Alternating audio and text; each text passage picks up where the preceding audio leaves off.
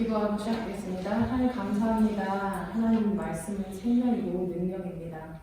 하나님 말씀을 함께하기 위해서 이 자리에 나왔습니다. 하나님 이번 올해 1월 달부터 지금 11월 달까지 멈추지 않고 성실히 꾸준히 하나님 말씀 앞으로 나온 믿음의 하나님의 자녀들에게 하나님의 말씀을 읽을 때에 깨달아 아는 역사가 일어날 줄 믿습니다.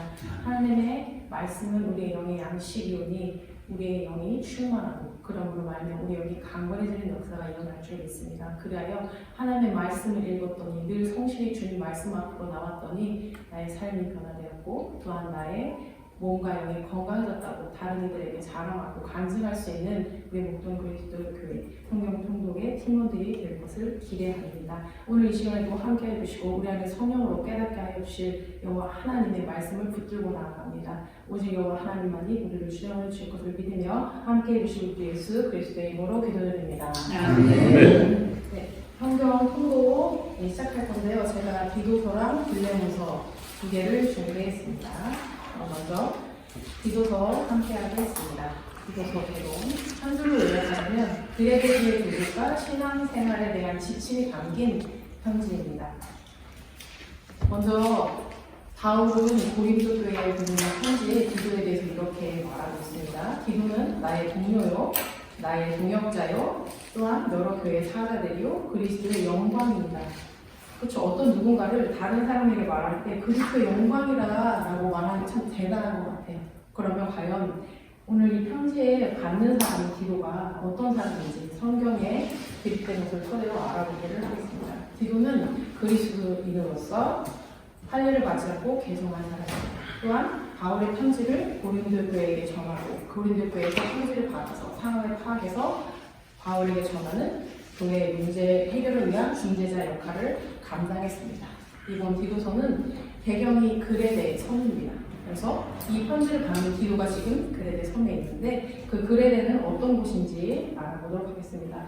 지금 사진에 보는 것처럼 그레데는 모두 다 바다로 이루어진 섬의 중심에 있고 또 위에 상단에 보시면 파란 점이 보이실 거예요. 거기가 니고볼리입니다. 잘 기억해 두시길 바랍니다. 그레데에서 설명하겠습니다. 그레데는 아까 사진에서 보신 것처럼 그리스 지중해 13개의 섬 중에 하나이고요. 유럽과 아시아와 아프리카에 있는 무역의 중심지로서 문명이 발달한 곳입니다. 이렇게 중심지는 많은 문물이 들어오고 또한 문화와 사상이 들어오기가 참 편한 곳이에요. 그리고 그렇기 때문에 또한 다른 곳으로도 자유롭게 나아갈 수 있어요. 바다만큼 주위에 많은 나라들이 있으니까. 그래서 그레데가 디도서에 처음으로 등장하는 것이 아니라 우리가 너무 잘 알고 있죠. 사도행전 2장 11절에 보면 성령이 강림한 사건이 일어났을 때에 그레데인들이 함께 있었습니다. 그래서 이거는 바울 서신에 바울이 그레데 섬에 복음을 전하고 교회를 세운 것보다 이전에 성령 강림한 그 현장에 있던 그레데인들이 그것을 경험하고 자기의 나라에 가서 복음을 전했을 수 있는 거예요. 그렇죠? 그리고 사도행전 2장을 통해서 복음을 알고 있던 사람들이 바울을 가르치면 이미 먼저 복음에 대해 알고 있었겠구나라고 저희가 유추할 수 있는 것입니다. 그리고 디도서에서 바울은 이 그레데인들에 대해 선지자의 말을 빌려 이렇게 말을 합니다. 항상 거짓말쟁이며 악한 짐승이며 배만은 게으름되리라. 그렇죠? 근데 이게 바울이 경험한, 바울이 겪고 선지자의 말을 빌려서 말한 것뿐만 아니라 그대로부터 크레티조라고 해서 그레데인들 같다, 그레데인 같다, 거짓말을 일삼고 남을 속이는 자다라고 하는 그런 부정적인 언어로 그레데인 같다라는 크레티조라는 말이 이미 있었다고 합니다. 이 그레데라는 이 사람들의 성향을 미뤄보건대 바울이 디도에게 보낸 편지의 내용을 여러분들이 조금은 짐작할 수 있으실 겁니다. 그래서 디도서의 구성은 간단하게 세 가지로 분류할 수 있는데요. 이미 성경 개론을 많이 하시고 성경 데살로니가까지 보시면서 바울 서신을 읽어보셨을 거예요. 바울이 보내는 편지의 구성은 처음에는 인사말로 시작합니다. 그래서 처음에 인사말을 하고 5절은 이 편지를 디도에게 쓴 목적입니다. 나 지금 그레데 섬에서 같이 일을 했었던 것 같아요. 남은 일을 정리하고 장로와 감독을 다 세우라. 그럼 감독을 세우라고 말했으면 그거에 대한 지침을 주겠죠. 그거에 대한 지침이 이어지고 그 다음에 그 중간에 속이는 자에 대한 경고가 따라옵니다. 그리고 뒤이어서 바른 교훈과 선한 일에 본을 보여 성도들을 권면할 것, 2장에서는 그 생활적인 부분에서, 그리고 3장에서는 그 바른 교훈과 선한 일을 바탕으로 사회생활을 할 때 너가 선한 영향력을 끼쳐라. 그래서 하나님 나라의 백성이 되라. 이게 3장의 중심입니다. 그리고 또 여기서 마지막에 몇 줄 나오는 게 이단을 대처하는 자세에 대해서 나옵니다. 바울 서신에서 자주 등장하는 기본값이 거짓을 말합니다. 잘못된 교훈을 전하는 자, 그리고 이단에 대한 것들이 많이 나옵니다. 그래서 특별히 디도서에만 나오는 것은 아닙니다. 계속 여러분들이 읽어보시면 아마 계속 등장할 거예요. 거짓된 것, 그리고 이단에 대한 것을 계속 말할 것입니다. 그리고 바울이 이어서 말합니다. 두기고가 거기로 갈 것이다. 또한 율법 교사인 세나와 아볼로가 갈 것이다. 하면서 맺은 말을 맺습니다. 아까 니고볼리 지도에 보신 것처럼 네가 그레데 섬에서 겨울을 보내기 위해 내가 있는 니고볼리로 와라 라고 말을 합니다. 이것을 읽어보고 근데 바울은 엄청난 계획을 세웠던 것 같아요. 남겨져 있는 일을 디도야 이 교회에서 사랑을 세우고 그를 올바른 도로 가르쳐라. 하지만 네가 어느 정도 해놓으면 내가 다음에 두기고를 보내고 율법 교사인 세나와 아볼로를 보낼 거야. 그럼 너는 내가 있는 니고볼리로 와서 함께 겨울을 보내자 하는 내용이 디도서의 구성입니다. 별로 어렵지 않습니다. 그럼 바로 빌레몬서로 넘어가겠습니다. 너무 빠른가요? 감사합니다. 빌레몬서는 한 장밖에 되지 않아요. 분량이 짧지만 그 깊이로 따지자면 상당히 깊은 서신입니다.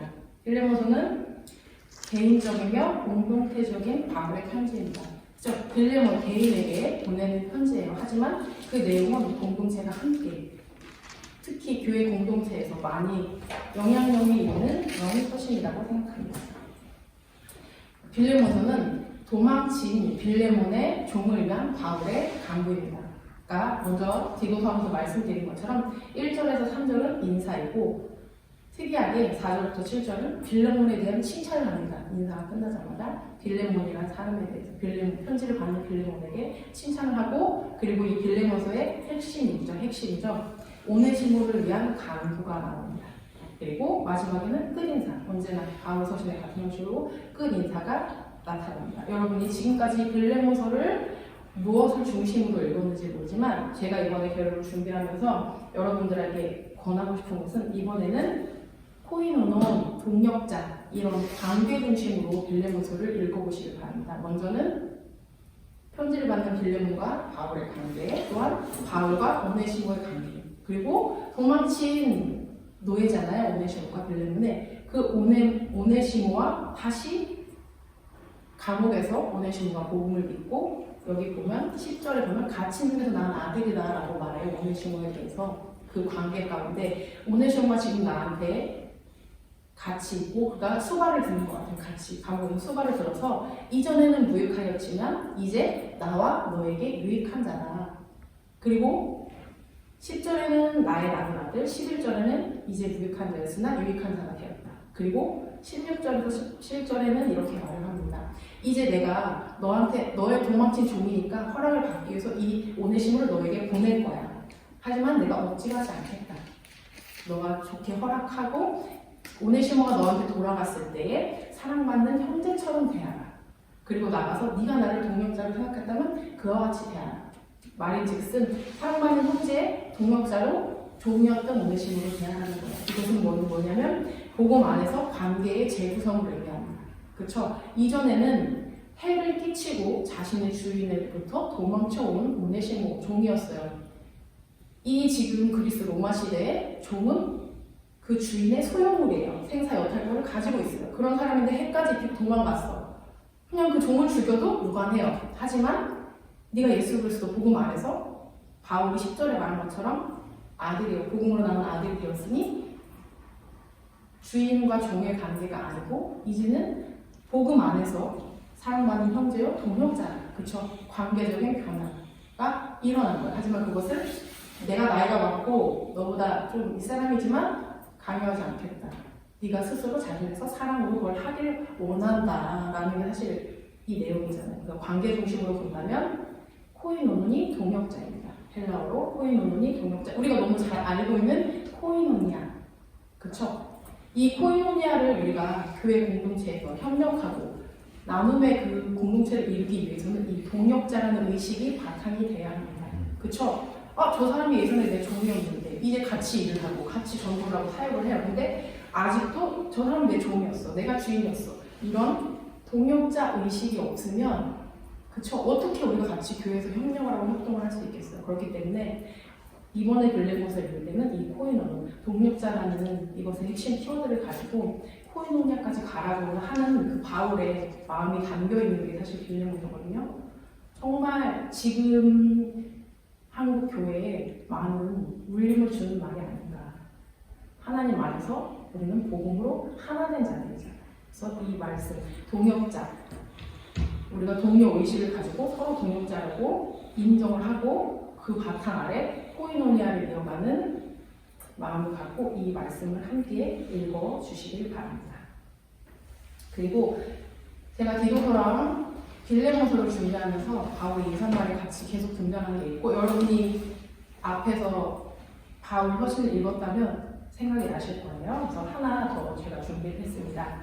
바울은 디도서 1장 4절에 이렇게 말합니다. 참 아들 디도라고 말하고 또한 빌레몬서 오네시모에게도 1장 10절에 보면 갇힌 중에 남은 아들 오네시모라고 말합니다. 또한 디모데에게도 참 아들된 디모데야라고 말합니다. 그 외에도 많은 이런 표현을 하지만 바울이 말하는 이 참 아들이라는 의미의 단초는 고린도 전서 4장 15절에 나옵니다. 그리스도 안에서 일만 스승이 있으되 아버지는 많지 아니하니 예수 그리스도의 복음으로 내가 너희를 낳았다. 그쵸?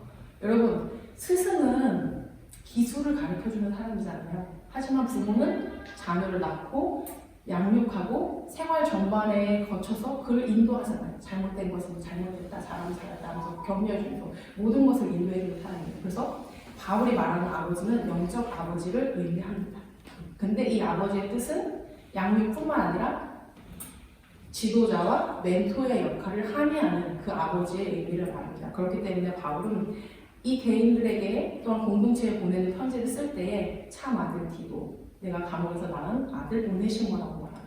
그것은 먼저 디도를 중심으로 한다면 공동체 안에서 지도자 역할을 하는 바울이 어떻게 자기의 참 복음으로 참 아들된 디도를 교회를 세우기 위해서 어떤 지침을 세우는가. 또한 멘토라는 것은 1대1, 그 다음에 개인이잖아요. 그리고 오네시모는 개인적으로 이 복음으로 낳은 아들을 사회에 나가서 잘 사역자로 살아갈 수 있도록 빌레몬을 강구하는 거잖아요.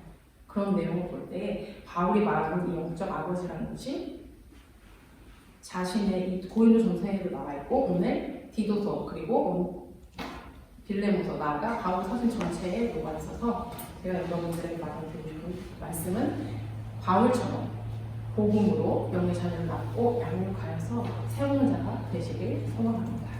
네, 그래서 오늘 이 개론 디도서 빌레몬서 개론을 마치겠습니다. 들어주셔서 감사합니다.